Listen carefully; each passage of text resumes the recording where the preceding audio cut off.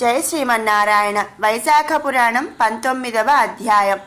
పిశాచత్వ విముక్తి. నారదుడు అంబరీషునకు వైశాఖ మహత్యము ఇంకనూ వివరించుచున్నాడు. శృతకీర్తి శృతదేవునికి నమస్కరించి ఇంకనూ వైశాఖ మహత్యమును దయ ఉంచి వివరింపగోరుచున్నానని ప్రార్థించెను. శృతదేవుడు ఇట్లా అనెను: రాజా, జన్మజన్మల పుణ్యమున్నప్పుడే భగవంతుడగు శ్రీహరి మహిమను వ్రతముల గొప్పదనమును తెలుసుకొనవలయును, బుద్ధి కలుగును. ఇట్టి ఆసక్తి గల నీవు భాగ్యశాలివి. మరెన్నియో శుభలాభములు నీకు మున్ముందు కాలమున ఉండుట చేతనే నీకిట్టి కోరిక కలిగినది. ఇట్టి నీకుగాక మరెవరికి చెప్పుదును, వినుము. వైశాఖమున సూర్యుడు మేషరాశి అందు ఉండగా ప్రాతకాల స్నానము ఆచరించి శ్రీహరిని పూజించి శ్రీహరి కథను విని యథాశక్తి దానములను చేసిన వారు శ్రీహరి లోకమున తప్పక చేరుదురు.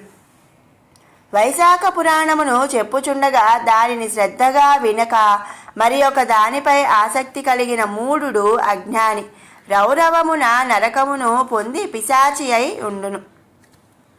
అందులకు ఉదాహరణగా క్రింది కథను చెప్పుదును.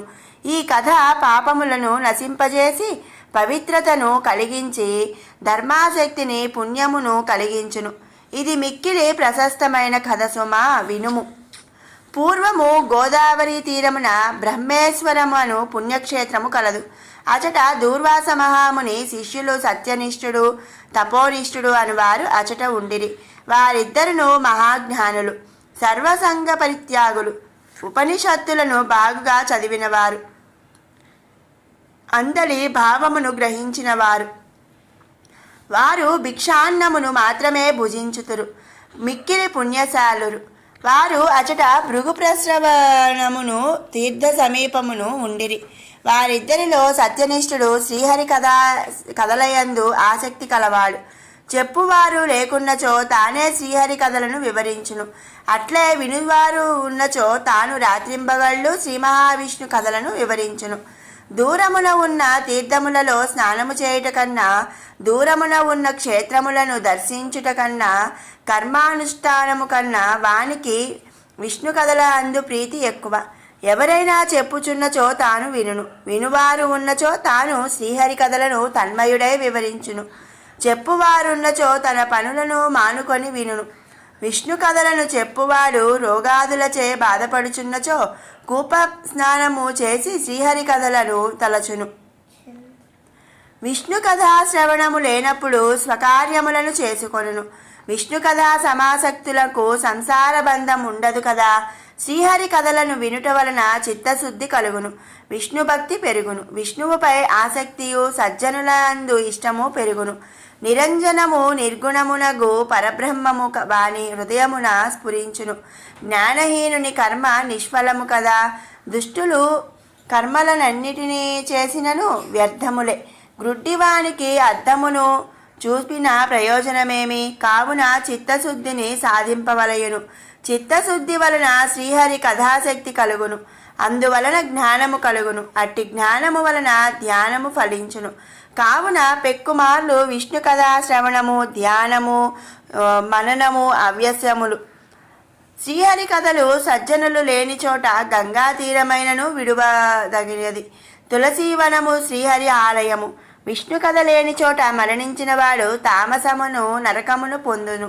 శ్రీహరి ఆలయము గాని, కృష్ణమృగము గాని, విష్ణు కథ గాని, సజ్జనులు గాని లేని చోట మరణించిన వారు పెక్కు జన్మలందు కుక్కగా జన్మింతురు.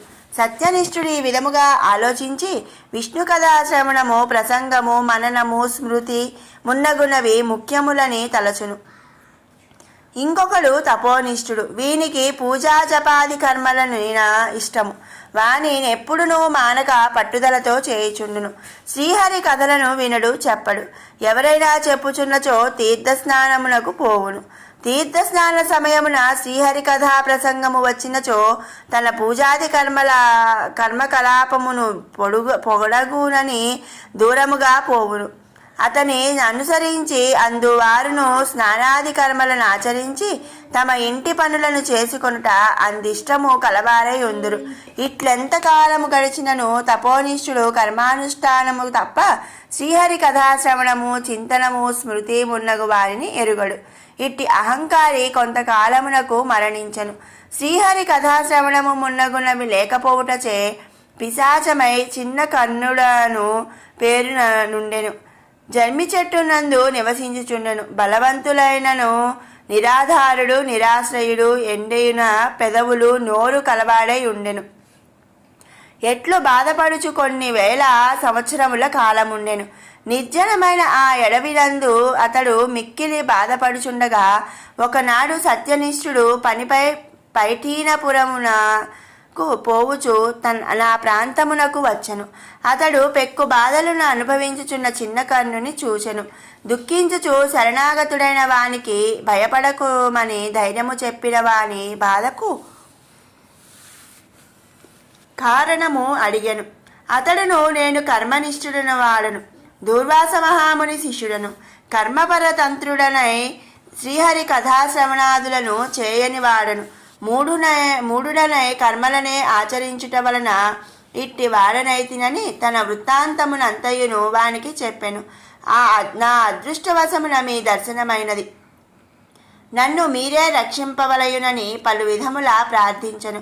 వారి పాదములపై పడి దుఃఖించెను. సత్యనిష్ఠుడు వారిపై జాలిపడెను. తాను 2 గడియల కాలము వైశాఖ పురాణ శ్రవణము చేసిన ఫలమును వానికి సోదకముగా సమర్పించెను, దారపోసెను. ఆ మహిమ వలన కర్మనిష్ఠుని పాపములు తొలగెను. వాని పిశాచ రూపము పోయి దివ్యదేహము కలిగెను.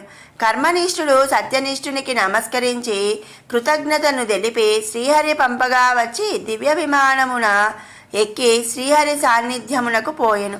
సత్యనిష్ఠుడును వైశాఖ మహాత్మ మహిమకు విస్మయపడుచు తన గమ్యమగు పైఠీనపురమునకు పోయెను. శృతకీర్తి మహారాజా, కావున శ్రీహరి కథల ప్రసంగము శ్రవణము ప్రశస్తము ఎరుగుము. శ్రీహరి కథా ప్రసంగము గంగా ప్రవాహము కంటే సర్వక్షేత్రముల కంటే ప్రశస్తము ఎరుగును. శ్రీహరి కథా ప్రసంగమును గంగా ప్రవాహము కంటే పవిత్రమైనది. ఏకో వసి సర్వభూతాంతరాత్మ ఏకం రూపం బహుదాయః కరోతి తమాత్మస్థం ఏను పశ్యంతి ధీరాః తేషాం సుఖం శాశ్వతం నేతరేషాం.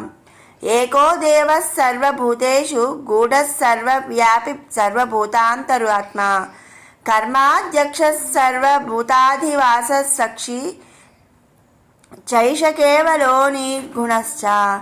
ఏకో నారాయణో నద్వితీయోస్తి కశ్చిత్ ఏక ఏవ శివో నిత్యస్తతోన్యత్ఫలకలం మృషా.